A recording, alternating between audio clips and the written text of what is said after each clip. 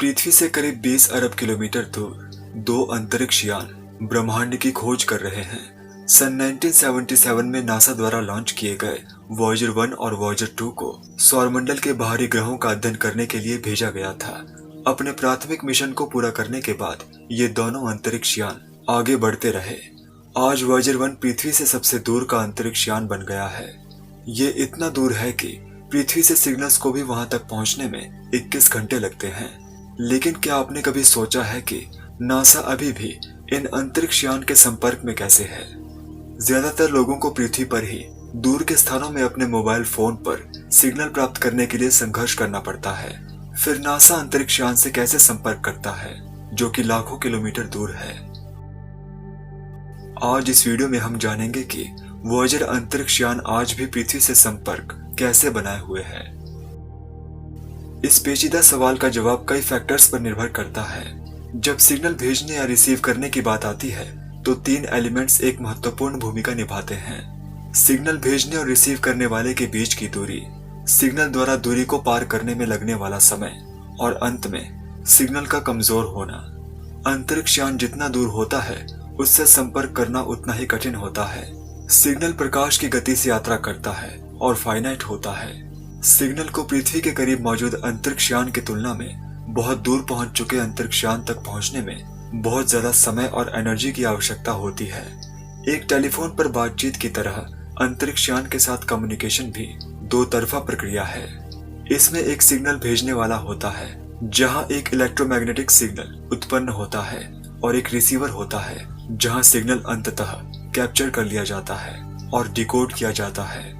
जब सिग्नल अपने मूल स्थान पर ओरिजिनेट होता है तो एक गोलाकार में चारों दिशाओं में फैलता है। अब यहाँ एक महत्वपूर्ण पॉइंट है। जब हम एक सिग्नल भेजते हैं तो ज्यादा संभावना है कि बैकग्राउंड नॉइस इसमें इंटरफेयर करेगी। सिग्नल को बैकग्राउंड नॉइस से ऊपर उठने और आसानी से पता लगने योग्य बनने के लिए एक निश्चित सीमा को पार करने की आवश्यकता होती है। इसका अर्थ है कि सिग्नल रिसीव करने वाली साइट को कमजोर सिग्नल का भी पता लगाने के लिए पर्याप्त स्ट्रॉन्ग होना चाहिए।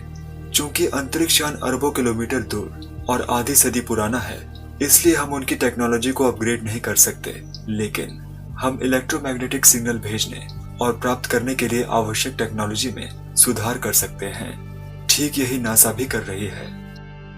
नासा ने डीप स्पेस में कई अंतरिक्ष यान के साथ कम्युनिकेट करने के लिए डीप स्पेस नेटवर्क का निर्माण किया है।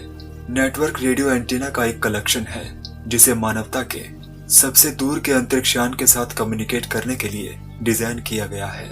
ये एक अंतरिक्ष यान द्वारा कलेक्ट किए गए डेटा को प्राप्त करता है और फिर इसे अलग अलग रिसर्च प्रोजेक्ट्स में डिस्ट्रीब्यूट करने के लिए प्रोसेस और डिकोड करता है।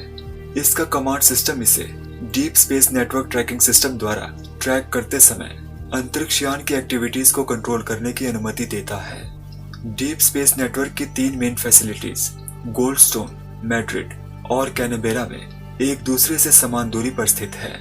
ये पोजीशन इन्हें लॉन्गिट्यूड में लगभग 120 डिग्री से अलग करती है और अंतरिक्ष यान के साथ निरंतर कम्युनिकेशन में रहने की अनुमति देती है, भले ही हमारा ग्रह घूमता है।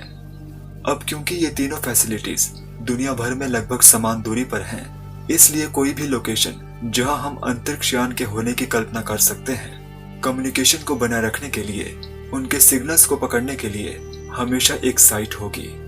मौजूदा समय में ये तीनों फैसिलिटीज अभी भी वॉयेजर 1 से संपर्क कर सकती हैं, लेकिन वॉयेजर 2 अंतरिक्ष यान केवल कैनबेरा ऑस्ट्रेलिया में स्थित फैसिलिटी से संपर्क कर सकता है।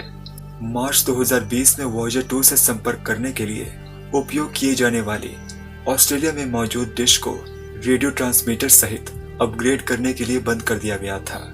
ये विश्व स्तरीय रेडियो एंटीना वाली डिश 1972 में बनाई गई थी और तब से इसे अपग्रेड नहीं किया गया था। अपग्रेड के दौरान वॉयेजर 2 से करीब 7 महीने तक संपर्क टूटा रहा। फिर अपग्रेड के बाद नासा ने वॉयेजर 2 को टेस्ट कमांड की एक श्रृंखला भेजी और कुछ ही घंटों बाद वॉयेजर 2 से सफलतापूर्वक संपर्क हो गया, जिससे संकेत मिला कि कम्युनिकेशन वापस पटरी पर आ गया है। डीप स्पेस नेटवर्क का उपयोग न केवल वॉयेजर अंतरिक्ष यान को कमांड भेजने के लिए किया जाता है, बल्कि कई दूसरे स्पेस मिशंस में भी किया जाता है। इसमें मंगल ग्रह पर मौजूद परसेवेरेंस और क्यूरियोसिटी रोवर्स, बृहस्पति ग्रह की परिक्रमा कर रहा जूनो अंतरिक्ष यान, न्यू होराइजन प्रोब जो प्लूटो के ऑर्बिट को पार कर चुका है। भारत का चंद्रयान 2 और मंगलयान मिशन शामिल हैं। डीप स्पेस नेटवर्क आने वाले जेम्स वेब टेलीस्कोप को भी निर्देशित करेगा। जैसे जैसे वॉयेजर सूर्य से दूर होते जा रहे हैं, उनके पावर लेवल्स गिर रहे हैं, जिससे उन्हें कमांड भेजना और प्राप्त करना कठिन होता जा रहा है। हालांकि जब तक ये कार्यशील रहेंगे, नासा अपने डीप स्पेस नेटवर्क के एंटीना को अपग्रेड करना और विस्तार करना जारी रखेगा, ताकि उनके साथ ब्रह्मांड के रहस्यों का पता लगाना जारी रखा जा सके।